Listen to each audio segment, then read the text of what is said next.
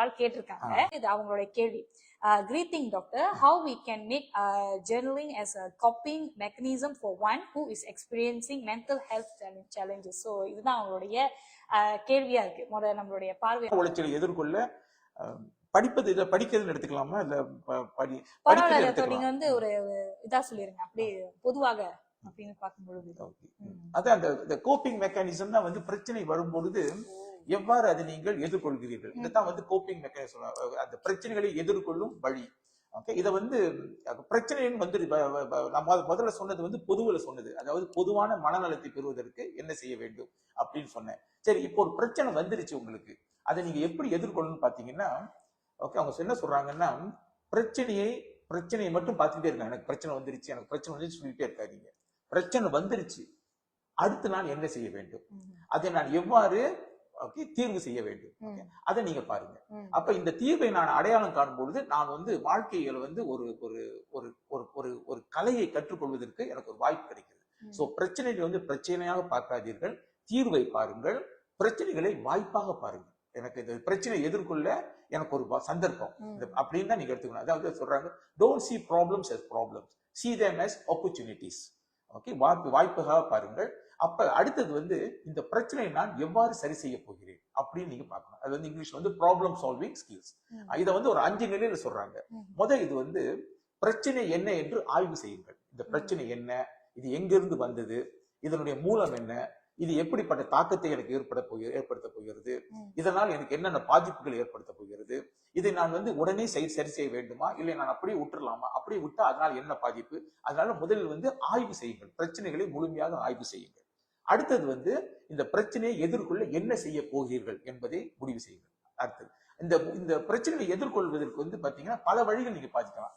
இந்த வழியில் செய்யலாமா, இந்த வழியில் செய்யலாமா, இதை நீங்களே முடிவு செய்யலாம், அல்லது மற்றவர்களும் கலந்து பேசியும் நீங்க முடிவு செய்யலாம். இதுக்குதான் இந்த உறவுகள்லாம் வருவாங்க. உறவுகள்கிட்ட கலந்து பேசி எனக்கு இந்த பிரச்சனை இருக்கு, என்ன செய்யலாம், கொஞ்சம் அறிவுரை கொடுங்கன்னா, அப்ப இதெல்லாம் பேசி நீங்க வந்து அந்த பல வழிகளை வந்து நீங்க ஆய்வு செய்யறீங்க.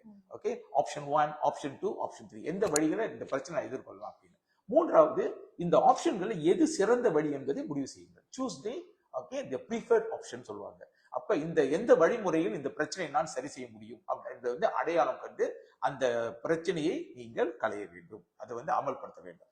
ஆக பிரச்சனை என்னவென்று பாருங்கள், எவ்வாறு தீர்க்க போகிறோம் என்று வழிவகைகளை கண்டுபிடிங்கள், எந்த வழி சிறந்தது என்று தேர்ந்தெடுங்கள், அப்ப தேர்ந்தெடுத்த வழிமுறையை அமல்படுத்துங்கள். இதன் மூலம் வாழ்க்கையில் ஒரு பாடத்தை கற்றுக்கொள்ளுங்கள். நாளைக்கு இதே பிரச்சனை திரும்பி வரும்பொழுது உங்களுக்கு தெரியும், இந்த பிரச்சனை நான் ஏற்கனவே சமாளிச்சிருக்கிறேன், எனக்கு சமாளிக்கிறேன். ஆக ஒவ்வொரு பிரச்சனையும் உங்களுக்கு வாழ்க்கையில் ஒரு பாடத்தை கற்றுக்கொள்ள வாய்ப்பாக பாருங்கள். அது வந்து யாரு கேட்டிருக்காங்க பாத்தீங்கன்னா, கோகுலம் ரவீந்திரன் அவர் தான் வந்து கேட்டிருக்காரு.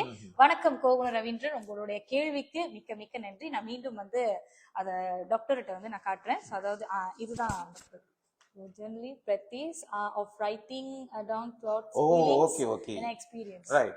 Okay. இது journaling word யூஸ் பண்ணிருக்கீங்கன்னு நினைக்கிறேன். ஓகே, இத வந்து நாங்க வந்து எக்ஸ்பிரசிவ் ரைட்டிங் சொல்லுவோம். எக்ஸ்பிரசிவ் ரைட்டிங் வந்து இந்த W. பெனி பேக்கர்னு ஒரு மனோவியலாளர், அவருடைய கண்டுபிடிப்பு இது. Okay, W. பெனி பேக்கர் ஒரு பிரச்சனை வந்திருக்கு, உங்களால சமாளிக்க முடியலன்னா அதை வந்து எழுதுங்கிறாரு. அதை வந்து தினமும் எழுதுங்க, அந்த பிரச்சனையை குறித்து எழுதுங்க. அது என்ன பிரச்சனை, அந்த பிரச்சனை வந்து எவ்வாறு உங்களுடைய மனநலத்தை பாதிச்சிருக்கிறது, எந்த மாதிரி பிரச்சனைகள்லாம் உங்களுக்கு உருவாக்கி இருக்கிறது, ஓகே அப்படின்னு சொல்லி எழுத சொல்றாரு. தினமும் எழுதி வைக்க சொல்றாரு. தினமும் எழுதி வைங்க. ஓகே, இந்த கிராமர்லாம் பார்க்காதீங்க, கிராமர் ஸ்பெல்லிங் மிஸ்டேக் எல்லாம் பார்க்காதீங்க, ஜஸ்ட் எழுதுங்க. இது நாளடைவில் வந்து உங்களுக்கு அந்த பிரச்சனையை வந்து எதிர்கொள்ளும் தன்மையை வந்து உங்களுக்கு வந்து ஏற்படுத்தி கொடுக்கிறது வந்து அவர் ஆய்வில் கண்டுபிடிச்சிருக்காங்க. இதை வந்து நாங்க இட் ஒர்க்ஸ் இதை வந்து இது எக்ஸ்பிரசிவ் ரைட்டிங் சொல்லுவோம். பிரச்சனை வந்து தினமும் எழுதுங்க, தினமும் ஒரு பேப்பர்ல எடுத்து எழுதி வச்சுக்கிட்டே இருங்க. நாளடைவில் வந்து மேபி இதுக்கு என்ன காரணம்னா, அவங்க சொல்றாங்க, ஒரு விஷயத்த வந்து உங்க மூளைக்கு வந்து நீங்க தினமும் சொல்லிக்கிட்டே இருக்கும் பொழுது, ஓகே, ஒரு விஷயத்த மூளைக்கு சொல்லிட்டு இருக்கும்போது அந்த பிரச்சனையை சமாளிக்கும் திறனை உங்கள் மூளை வந்து பெறுகிறது அப்படின்னு ஒரு ஆய்வு சொல்றாங்க. இப்ப நீங்க பாருங்க, சில சமயத்துல உங்களுக்கே நீங்க பார்த்திருக்கலாம், ஒரு பிரச்சனையை வந்து யோசிச்சுக்கிட்டே படுக்கிறீங்க, ராத்திரி யோசிச்சுக்கிட்டே படுத்து தூங்கிட்டீங்க, அந்த பிரச்சனைக்கு வழி தெரியல. காலையில எந்திரிச்சு நீங்க பல் விளக்கும் போதோ அல்லது சவரம் பண்ணும் பொழுதோ அந்த இரவு நீங்க சிந்திச்சிருக்க பிரச்சனையை பாருங்க, அந்த பிரச்சனைக்குள்ள ஒரு ஒரு ஒரு ஒரு தீர்வு திடீர்னு உங்க மனசுக்கு வரும். அனுபவிச்சிருக்கீங்களா? நான் நிறைய பேர் பண்ணிருக்கேன். படுக்கும்போது யோசிச்சுக்கிட்டே படுப்பேன். அப்ப அந்த பிரச்சனை சரி எனக்கு வழி தெரியாது. ஆனா காலையில நான் எந்திரிச்சு பல் விளக்கும் பொழுது இந்த இரவு நான் சிந்தித்த அந்த பிரச்சனைக்கு ஒரு தீர்வு வந்து என் மனசு திடீர்னு என் மனசுக்கு வரும். அப்படி செஞ்சா நல்லா இருக்குமே அப்படின்னு தோணும். அதனாலதான் இந்த எக்ஸ்பிரஸ் ரைட்டிங், நீங்க ஒரு விஷயத்தை நீங்க உங்க மனசுக்குள்ள திரும்ப திரும்ப நீங்க சொல்லும் பொழுது, எழுதும் பொழுது உங்க மனசு வந்து அந்த பிரச்சனையை வந்து எதிர்கொள்வதற்கு ஒரு வழிவகையை அதுவா கண்டுபிடிச்சு கொடுப்பதாக இருக்கலாம். ஓகே, இது வந்து இந்த முறை வந்து ஏற்றுக்கொள்ளப்படும். It's a good coping mechanism. Yes. கண்டிப்பாக. அந்த வகையில் கோகுலன் ரவீந்திரன் பார்வையாளர் அவர்களுக்கு மிக்க மிக்க நன்றி. இப்போ உங்களுக்கு ஒரு தெளிவு கிடைச்சிருக்கும்னு நினைக்கிறேன். கண்டிப்பாக நம்ம டாக்டர் உங்களுக்காக பகிர்ந்து கொண்டபடி நீங்க முயற்சி பண்ணி பாருங்க. கண்டிப்பா உங்களுக்கு ஒரு நல்ல தீர்வு கிடைக்கும்.